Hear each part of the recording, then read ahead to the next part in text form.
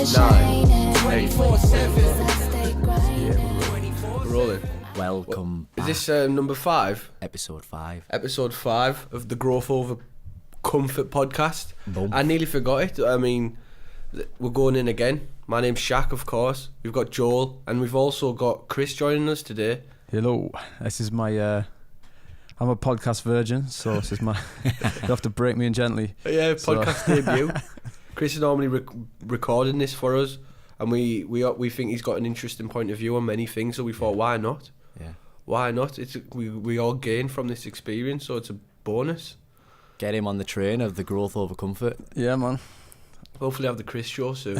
Oh yeah, well, next one on. Yeah, the Chris show. This is kind of something that we'd like to hopefully get many people to join us who don't feel comfortable talking on a microphone, because I still don't now. I still feels completely alien to me. But we'd like to welcome many people and anybody and everybody from any walks who feel like they've got something to chip in, something they want to share. Any feedback? Yeah, if they want to grow. I feel like just freestyling a bit, and I'm just thinking there. What makes us feel uncomfortable? Like, what is that feeling?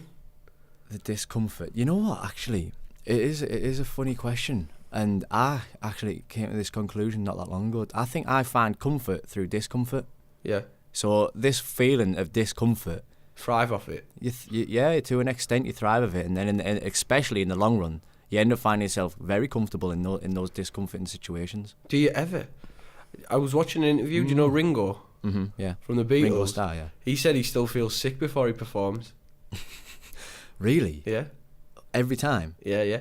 And before I perform, I mean, not most of the time.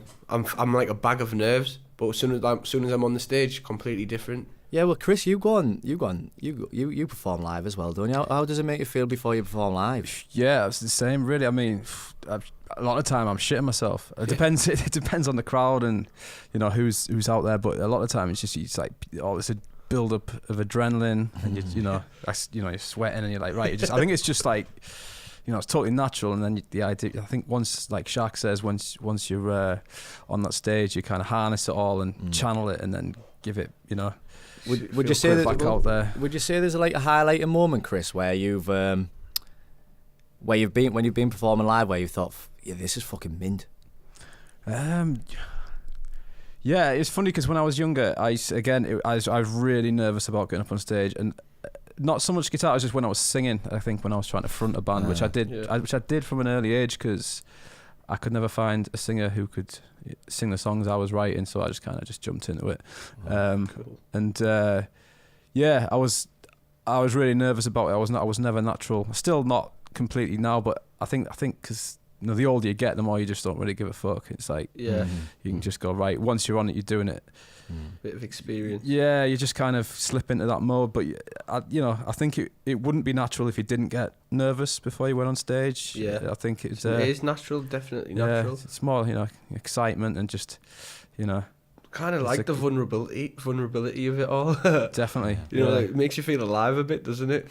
When you come away from it and you think of it and all that adrenaline, all that, like, all the nerves and that add up to like a great, like, memorable experience, something that could actually change you. Something that you'll remember for the rest of your life. So like maybe like your first ever performance that like had an impact on you, all the nerves, and if it went well as well, it's just gonna have such a positive impact on you. Yeah, I want to ask the same question to you as well, actually, Shakk. Has there been a moment in time where you've been on stage that stood out above any other, where you've just been like, wow, this is unbelievable, I don't want this to end?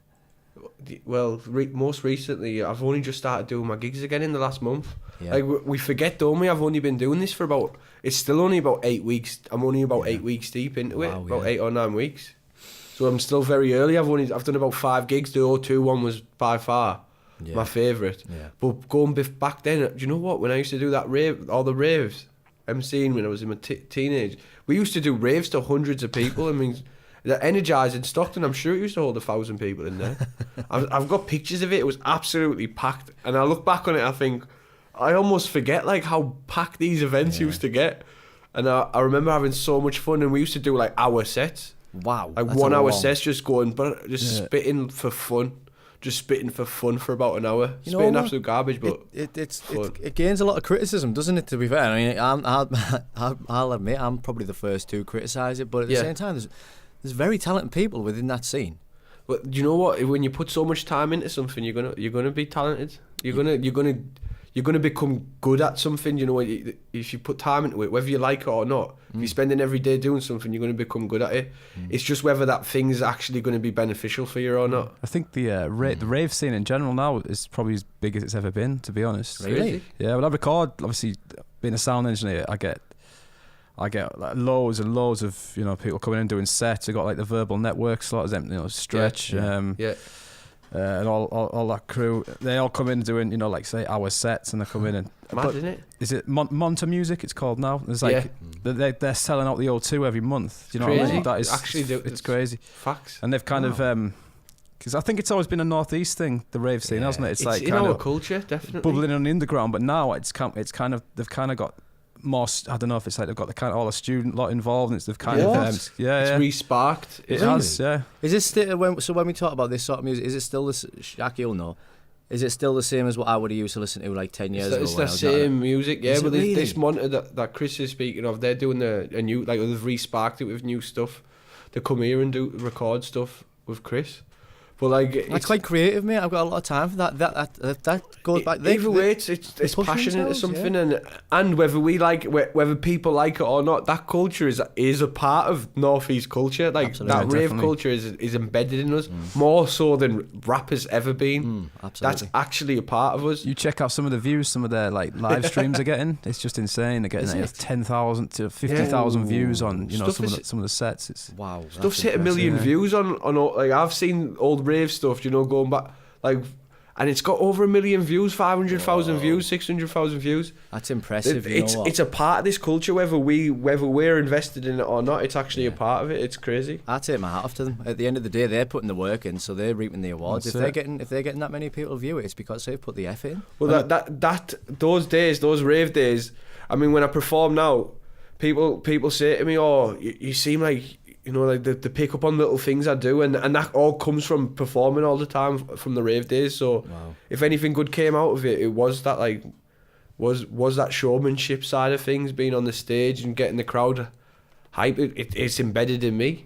Yeah, it is embedded in you from that past. I just still find it quite, in a weird way, I find it motivating, the fact that they're actually following their own passions. How many people can really say that they are following a passion that they have within their own life? Most people just go to work. Yeah, and to be honest, these guys, they're not. I'm sure that Stretches must be at least over his 40s. Really? I'm sure he's around that age. I'm sure. I think he might be a bit younger, but I don't know. I'm not sure. I'm not sure, but.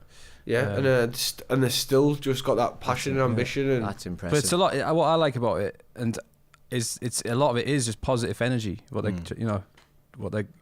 a lot in the lyrics now. Because I used to have it down as like a lot of it was just getting wrecked around someone's house, and like back in the day. But it's not. A lot of these people are getting on at big events, and they take it so seriously, and it's really it's. Yeah, it is inspiring. It inspires me, like just how they can keep it going for, like, instead of doing it for like an hour set, and they've just got lyrics for days, man. It's like it's just talent. It is talent, and someone like Stretch, his lyrics, man. I remember back in the day. I mean, there's not many people who don't know one of his lyrics.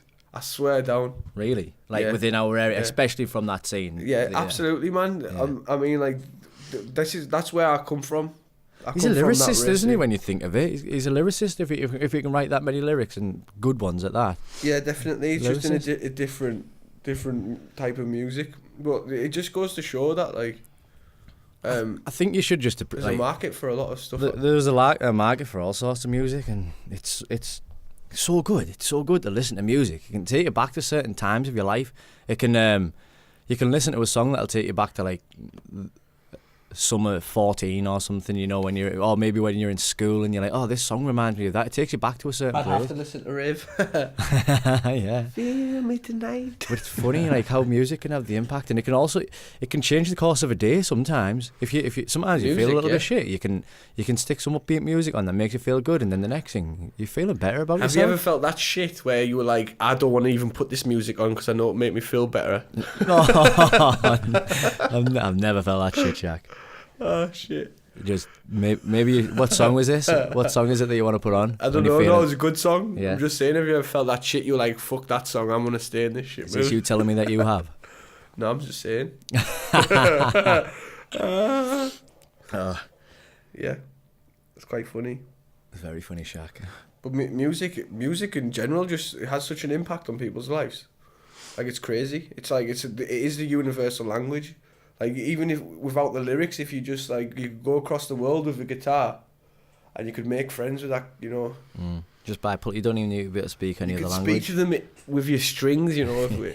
You could in minor or. Hey, Chris, how long have you played the guitar for? I started when I was about 10 or 11, I think. So yeah, what's that like? Yeah. It depends if you want to tell your age. Yeah. Well, I'm 38, so it's 28 years. You're 38, Chris? Yeah, man. I thought you were younger than 38, I'm going to be honest with you. No, man, I just, you know. What's the secret? I've had an easy paper round. What's the secret? You know something we don't know. What would you say you do have a secret to make yourself sort of stay in shape and look after yourself? Would you say is there anything in your life that you particularly do to look after yourself? I mean, I do a bit of running. I've just started to get back into running again after a long stretch having an injury. But yeah, I don't know, just not particularly. I probably drink a little bit more than I should, but not much. I've cut that right down now. So yeah, drinking's a strange drug, isn't it? Yeah. Like it's so socially accepted, but it's the one that can damage more than many other things in society. It's the most dangerous drug out there. It can literally wreck families.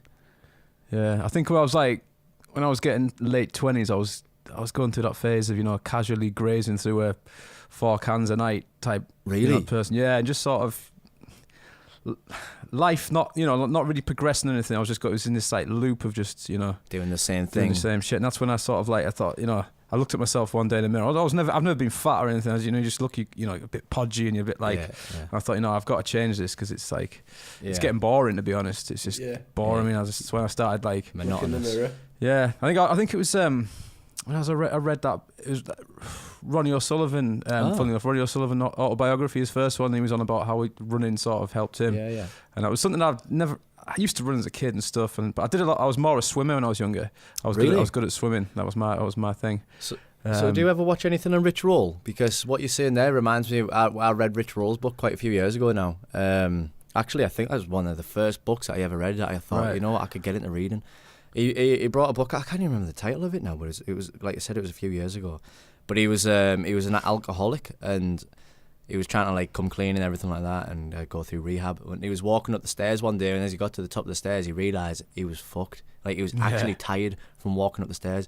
And now he's one of the like most well-known and famous endurance athletes there is in the world. He has his own podcast. He has a few books, and he does all sorts of like sort of inspire and motivate people. And he talks a lot about how running and stuff like that really did help change his life and help keep him young and help keep him fit and progress and move forward. And now he's became, well, what is success? But now he's in one sense of the word, he's become very successful through what began with just something as simple as running. Yeah, it was literally changed my life completely when I started, because I started doing it 3 or 4 times a week. I've never been particularly great at it, but it's just something, like I say, it's just my little escape, is just getting out there, running. You're out there, you got your headphones, sometimes run with headphones on, sometimes not, and you've got the wind rushing through your hair, and you're running, and it's like freedom, you know what I mean? Yeah. Ultimate freedom when you're just running, and that's kind of totally natural. Clears your mind. And like I say, you just get this endorphin rush that is like, I haven't really been able to top it, really. You know, apart from I do a lot of hiking as well, which is similar kind of thing. Which is kind of hiking's good fun. I love going out into the hills, out any mountains, and just doing a little bit of hiking. So I'm kind of just hooked on doing cardio stuff, really, and then, you know. I think there's no, but there is, to answer your question, I don't know. I probably just look a bit young for my age, I guess. But well, you set yourself a good challenge a few weeks ago, didn't you? That walk that you did across Adrian's Wall. Yes, that was brutal, man. That was. What were you averaging then? Like, was it 21 miles? It was so 21 miles a day with a full fuck off. I didn't weigh the pack, but it was heavy, man. It was like.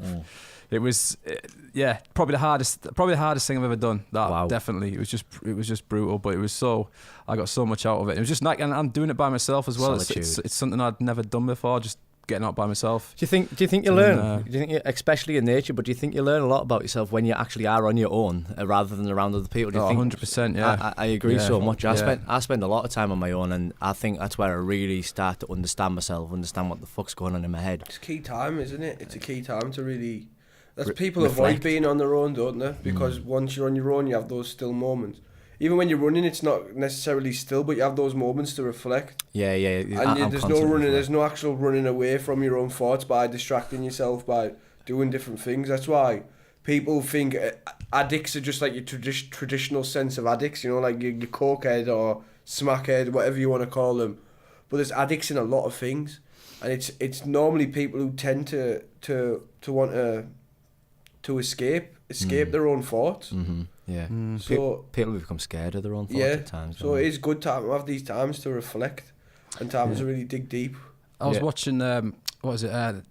It's 7 Years in Tibet, Brad Pitt film about the the Dalai Lama, and he's out in the mountains. He's climbing that thing. We had this one quote that really he said, "What do you love so much about hiking or whatever?" And he said. I think I actually got the quote here. I just brought it up on Google. It says, "This is the answer to me." It goes, "The absolute simplicity. That's what I love. When you're climbing, your mind is clear and free from all confusions. You have focus, and suddenly the light becomes sharper. The sounds are richer, and you're filled with the deep, powerful presence of life. I've only felt that one other time." And he goes, "When? In your presence," to the Dalai Lama. So I just thought that was that's pretty much sums up for me. I am watching that. That's a great way to put it into words, isn't it? Exactly how you feel when you're accomplishing something that's physically. You know what it is for me? Hard. You're just completely in the moment. You are exactly absolutely present in that state of flow that you are, and you're in tune with your surroundings, and you're just pushing yourself through these boundaries, these tough challenges, and. That's when you're on the task at hand. And there's no feeling, especially when you're in nature, in a naturally wonderful place, and you can take in the admiration for the streams or the birds or anything like that. I honestly, I sound like an old man at times, but I love sitting back and watching the birds. You can just watch them fly. They always seem to be in pairs. Bird watching. Yeah, just birds. Just sit there and bird watching. You'll see and you know what? It's just a funny conversation actually. Birds have it all right, don't they, when you think of it? Like, I wake up in the morning, my blinds are already open, I look out the window, and there's always two pigeons sat on the top of there, like, just flirting, so they're obviously banging. So, all they do is eat a load of worms, so they have free pigeons food. Banging. They're literally flapping around the roof, flirting with each other. Jealous of these pigeons. While you wake up alone. Like, fucking pigeons.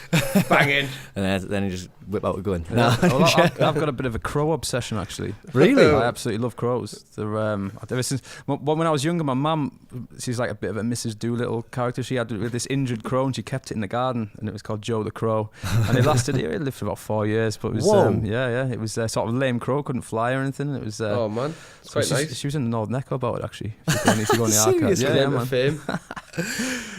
Crows, man, they're clever, the cleverest of all. Like they're literally like navigate. Highly intelligent. They're as clever as apes, they reckon. Wow. And they can solve 3-part puzzles, with tools and stuff. So it's just It's just like do you know like whales and dolphins? Yeah. Whales and dolphins' ancestors aren't like you'd think it'd be like another type of fish or something like in the sea life, but what evidence shows through the DNA and genetics and like bone structure that they actually have like joints and stuff that would be on a land animal. Oh. So they say whales and stuff are actually and also the digestive system. Where they're not carnivores or this, that, or the other. So what they're saying is they've evolved from land animals. Yeah, from a land animal. And the closest thing to like a whale is a hippo. And if you look they're missing fur, aren't they? The hippo's missing its fur and stuff like that. That's fascinating. It's crazy to think where these animals or how they've actually evolved and where they've evolved from. It's mad to know that. The intelligent ones, anyway. And what's it? Something about? Is it squid that meant to be highly? I was about to say octopus, squid. Octopus. Yeah, wasn't some scientists recently just saying that there's a possibility that octopuses are actually from, like, could be aliens. Oh, I've heard this. Yeah. I think I actually heard this on a Joe Rogan podcast, but I don't think I fully listened to it. And yeah, I think there's an article linking them to aliens and coming down here and populating, but. You've got to be skeptical with something. Oh yeah, definitely, yeah. But this was from some scientist as well who had some theory, but you know, they're clever though. Octopus. Octopus come from space. Yeah, that's what they say. So I've just brought up the thing on. I've googled it. It says, "Are octopuses aliens from outer space that were brought to Earth by meteors?" That's what it says. By meteors. It's a claim made by a team of 33 researchers published in a peer-reviewed scientific journal. They are 33. So it says on this. It's the GATT independent. What do we? They're not. Hang on. They're not referring to aliens in a metaphorical sense, but literally aliens from outer space. This is what it's saying, man. It's an alien creature. An octopus. It just looks like something out of a sci-fi. An octopus looks like something out of a sci-fi film. You know what? It's mad when you think about. I'm going to go into space. Actually, are you going to space when you're going? Next year, mate. I've just booked my ticket through NASA. Then you know what? I read this actually as a post on Instagram, and it said there's either two possibilities when you look into the universe. Either one, we're alone in this universe, or two, there is actually something else out there within the universe, and both are equally as scary. Yeah, it's true, isn't it? If we were the only ones in the universe, but we only can actually see so much of our universe because the light hasn't reached us yet from further away, and it gets really complex. But that is the most interesting subject to me. Astrophysics and things of that nature is the most interesting thing.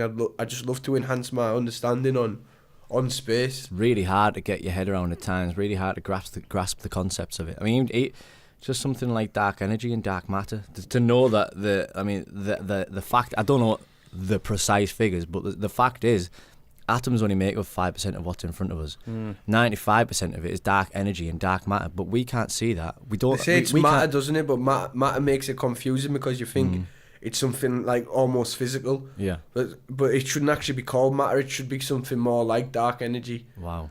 Because And that's one thing I regularly question. If we could only see in 3 dimensions, but there's possibly up to 11 dimensions and maybe more. So if we could only see in 3 dimensions, what's really in the 4th dimension? What's really in the 5th dimension? So what's really in front of us right now? Also, light. The light is alters our perception. So imagine if we have a different light. Just the simple fact, right, that the colour that you see in a wall or the colour that you see in a book or anything like that is every colour but that colour. You know what I mean? The way that the light reflects it, that actual colour that you were seeing, that object is made up of every colour but the colour that you're seeing. It's crazy, isn't it? Yeah. It's crazy. It's mad to think that everything that we're made up of is bubbling away in a star that you look up in the sky. we are those stars that you see in the sky. We were created by the stars. Yeah, we're literally we're environmental accidents. Yeah, that's what we are, and it's like it's actually crazy. It's crazy when you really think about it, and there's so much to learn. It's crazy that that's what we are, but then this is what we've created. Like at what point in time did we decide that this is the world that we want to create? A world where people work Monday to Friday with the jobs. Oh. At what point in time did we take all the fun and excitement out of our lives? Why? People are so complicated, we're so confusing, and we're so complex that we don't even understand why we made this certain decision. But now there's still tribes out there in the Amazon and stuff that still live. It's when we started as civilization started to grow, and we started to realise that we there's more energy in the world. For instance, like oil and fire and more things with. Then we started to exploit it, and it gave individuals control over masses. Because what you realise when you create a society or a civilization, that civilization will has needs. Yeah, and you know what? If you get give them the two things that they really want in life. Water's obvious, but if you give them food and you give them entertainment, you can keep them quiet, you can keep them controlled, because if they've got their entertainment, they think they're happy, and if they've got the food, then they're not hungry. So you can always manipulate and brainwash people when you give them the food. And I actually, weirdly and not almost controversially, I do link it a little bit to football, and you see the football stadiums and stuff. That's the entertainment. That's why, maybe in a weird way, that they want it so big, because it does control so many people. Football can consume people's lives, and I was proud of England. I was glad that they got as far as they did. But I myself, I've took myself away from football. Me too, a little bit the last few years. I understand what I think the benefits of them type of international events are, and I know there's a lot of negatives. That money going into these events could go elsewhere. But at the end of the day, they exist. And the good thing is, when you look at the England squad, you've got people that are coming from African backgrounds, Caribbean backgrounds, Muslim backgrounds, the people from all walks, from all over the planet. And what it does, it shows unity, because you get these people that there's a lot of ignorance in England right now. Yes. Yeah. There's a lot of divide. People think that if they put the England flag up, they're going to look like a racist. And then there's also people using the England flag as a way to say, like, this is if you're a different colour, if you're a different colour, this isn't your flag. And then that type of thing needs to go, which is ridiculous. Because I'm a bit darker than the normal person, aren't I? At the end of the day, but I'm proud to be English. You know what I mean? Yeah.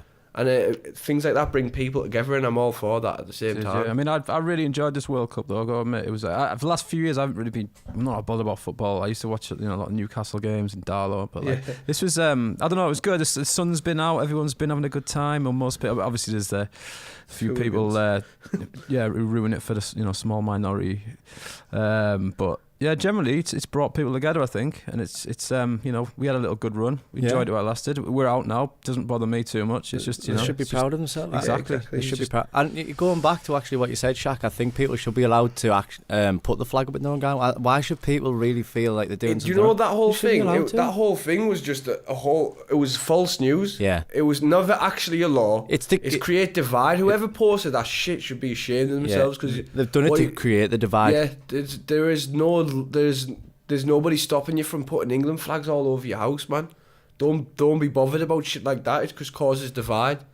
It is just a minority of people that ruin things for everyone. I know, and you know what? I'm going to read out Downing's post here, because he posted about sort of multiculturalism within football, and it says it's from Romelu Lukaku, who plays for Belgium, and it says, when things were going well, they were calling me Romelu Lukaku, the Belgian striker. When things weren't going well, they were calling me Romelu Lukaku, the Belgian striker of Congolese descent.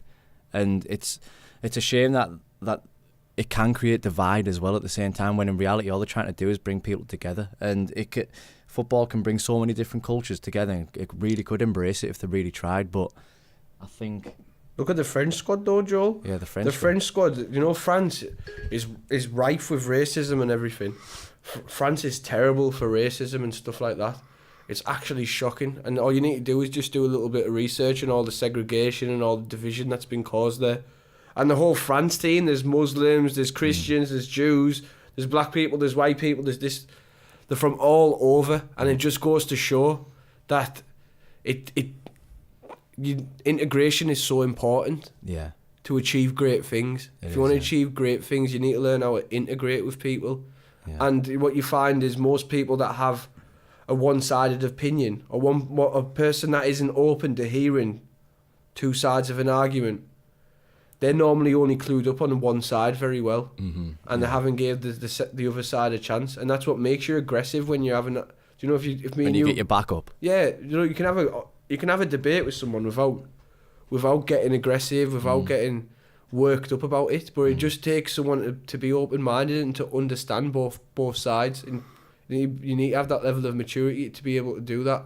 Yeah. And I think that's what we're lacking at the moment a lot as a nation at the moment. Well, like you said before, social media is slowing down maturation, and maybe that stops people from being able to figure out their own opinions. Or basically, people's opinions are what they've absorbed by from mainstream media. They haven't had the opportunity to create their own opinions. And I know this. We've all done this before. We might have heard just an opinion that sits well with us, and we think, yeah, I'll take that. And you'll use that opinion without really checking into it. You might just trust the person saying it. Yeah, and for no good reason. You can go with your intuition though, can't you? At time, intuition. It's like your sixth sense. Your intuition, and you can. I do believe you can really follow your gut. If your gut instinct is telling you to do something, then you can go with it. And if your gut instinct trusts somebody, that's probably a trustworthy person. Yeah. And you look at there's at the moment, like, you hear a lot about immigration and stuff. And a lot of people don't realise why there's so many Indians in this country, why there's so many Pakistanis in this country, why there's Iraqis, Afghanis, Iranians, Kurdish. There's people from all over these regions, because you're looking like prior to World War One, during World War One, the British invaded a lot of these countries, and they stopped a lot of progress in them countries as well. And what happened is, when the British took control over these countries, not just the British, also a lot of other European colonial powers like your France and Spain and this, that and the other. What happened? And they've done it in Africa as well. What happened is they stopped progress in these countries, and they basically took over a lot of the land in the Middle East. They're talking about Palestine, places like that during World War One, Iraq. Yeah. These, when you might have just heard about modern wars, but there's been, goes back in time. Yeah, these wars have been going on for a long time, and what you need to realise is, the reason there's so many immigrants here is not because they've just packed their bags and decided to come. Otherwise, there would just be a few. There wouldn't be so many people from different countries. It's because the British have invaded. So Britain and Europe have invaded so many countries that it's created this type of life. Yeah, it's created this landscape. Yeah, this landscape. Yeah, and it's something we need to learn to understand. We need to humanise the whole thing. We talk about people like they're not human. I don't know how we got here, but it's a valid point. Like, we talk about people like they're not human and stuff. We need to put ourselves in people's shoes, and realise what's going on, and that way we will be able to actually tackle things. It doesn't matter about your background. It doesn't matter about your culture. It doesn't matter about your religion. It doesn't matter about where you're from. At the end of the day, where you're from is just a line on a fucking map. It means nothing. When you boil it down, when it all boils down, we're only where is it? 3 molecules. 3 molecules. Yeah, hit us. Can you remember what they are? Electrons. And I think we're 2 electron and 2 quarks. 2 quarks. Or something like that. Something along those lines. Electron and 2 quarks. And that's what we're just fields of energy. We are, and that's why we should. Yeah, sorry there. I think we're going to segue into psychedelics. I'm only joking. That's where you're going. No, I'm only joking, but I feel like astrophysics. And you hear people like Terence McKenna speaking, and it's something that I was interested in. It's I hear him speaking, and I feel like space and some of these psychedelic experiences that I've heard about, they almost sound similar. Inner and outer space, very, Yeah, it all feels very linked and connected. I did read a quote from, I'm sure it was Terence McKenna who said it before, and he said that psychedelics do for the mind what the telescope has done for space. And it does let you open up your mind, I'd imagine, to certain possibilities, and it open up to certain things that you wouldn't necessarily think of in the past. Yeah, exactly. It's all. You know, there's so many things you can open up to. Like, there's so many types of subjects that we don't get taught about. Even things like meditation too. Yeah. And you know there's what? So much. And I wonder what sort of state we would live in right now if meditation was taught in schools. Yeah, exactly. What about if a lot of things could have been taught in school? Just more awareness of self. Like, if you were taught about your emotions or why you'd feel like this, if you were taught about environmental impacts as you're growing up. Like carbon footprint, something as simple as that. Why are you really not taught about this sort of thing? Like, you should really recycle. You should really not throw rubbish on the floor. In fact, you know what? I'm calling anybody out here who litters. What a prick. Why would you throw rubbish on the floor when there's a bin probably not very far away from you? You might have to put the rubbish in your pocket. You might have to put your rubbish in a bag. So what? I seen somebody come out of Asda the other day, right? And I'm sorry, but they had a massive swagger in them. A massive tank top. Massive swagger in a tank top. he came out with a box of fags in his hand. He'd done the first wrapper on the box of fags, flung that on the floor, opened up the pack of fags and took the next wrapper off, flung that on the floor, jumped in his massive X5 that was parked across 2 spaces and flew out of the car park. What? Who? What is he doing? Why? Similar thing the other day. I was out running. White van just drove, just coming up to us, just wound the window down, just chucked out a full-on McDonald's bag, Mackie D's bag, just full of everything, just chucked out the window into the bush, and I was just like, you know what, mate? Knob. I'm sorry to judge, but just, what a prick. Exactly. And I was just fuming. I was like, you know what I mean? I obviously picked it up and I just ran to the next bin. I was just like, I can't believe, people just do that. It's like fucking. We feel privileged. That's what it boils down to, stuff like that, doesn't it? Like we feel like we have the right. We've got this right just to, I do the best life thing. revolves around us. Oh, yeah, we are the centre of our own universe. I do this thing that with my daughter every Saturday morning when I walk her to swimming, because the swim bath's probably about a mile away. And what we do now is every single time she goes on a scooter, she rides ahead and she points out all the bits of litter on this walk, and I pick it up and put it all in the bin. And that's for the full mile walk, or probably even longer. And I feel like I'm teaching her something valuable there to pick the rubbish up. And you know what? She loves it. It's just a big game for her, so she enjoys it. And I think now she's going to stick to that for the rest of her life. Unorthodox, isn't it? You don't get many parents teaching them type of things. Yeah, it's more important, mate. Like in the schools in Japan, they don't give the students or the pupils or the kids tests until year 3, I think it is. I think it's year 3, and that's when they first start taking tests. The kids in this country, they're giving tests in reception. Like that's putting a lot of pressure on a child. That is, and I'd imagine that the teachers will try their hardest to do the best job with it, but the teachers, no doubt, don't want to give them the test. It's who's teaching, who's telling them to give them the tests. Why are they not questioned? Why are the people above the teachers who put these wheels in motion, who think it's the right thing to do to give kids tests at such a young age and put pressure on them, give them some sort of limiting belief about themselves when they fail or when they don't do as well as the peers, and give them this lack of self-confidence? Why don't they take responsibility and be like, maybe that's not the best way to teach our kids? Why don't we change the way that we our education system, and why don't we learn from other countries like Japan? It's very deep-rooted, isn't it? Yeah. Our education system is deep-rooted corruption. There is a lot of it, and it'll take a lot, maybe like an educational revolution to change the curriculum. Like it really needs updates, even things like your history and stuff. History could be filled up with so much information, and instead we don't really learn much that's actually relevant to our life, or any good type of actual history that will help us understand things like the current wars that are going on around us, the current climate that we live in. Even Brexit, look at that. Like how many of us actually fully understand like what the trade deals entail, like all the complexities, who's talking to who sits in the rooms together, who's doing the paperwork, we don't get it. I'd imagine the average Joe definitely would not understand, and I can say myself, I definitely don't understand. I don't understand a lot of it. We don't get it, and there's a reason, because they don't want us to get it. We should have been taught about politics. We should have been taught about how these things work it should have been part of the curriculum. When it comes down to something like Brexit, though, the dumb us down, the think that was stupid, and then they throw the words out there like immigration. I mean, what has immigration got to do with Brexit? Fake news is what gets us going, and at the end of the day, you got these PR companies, you got people that plough thousands, millions into research on our patterns, our behavioural patterns, what makes us tick, what makes us vote. Yeah. All these things are assessed, all these things are analysed. Yeah. And then they use that type of research, they use that information, and then that's how they campaign against us. It's just, you think it's very clever, but it's not really, is it? It's just simple stuff. Like we have patterns as humans. We're animals, whatever.